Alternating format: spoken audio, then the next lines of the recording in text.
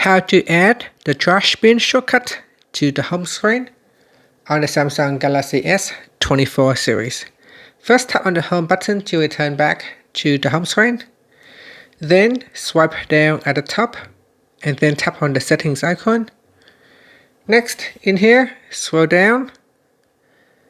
Then tap on device care. Now go down and tap on storage. Then scroll down and tap on trash. At the top here, tap on the more button. Then tap on add to home screen. And then tap on add. And that's it. Now tap on the home button to return back to the home screen.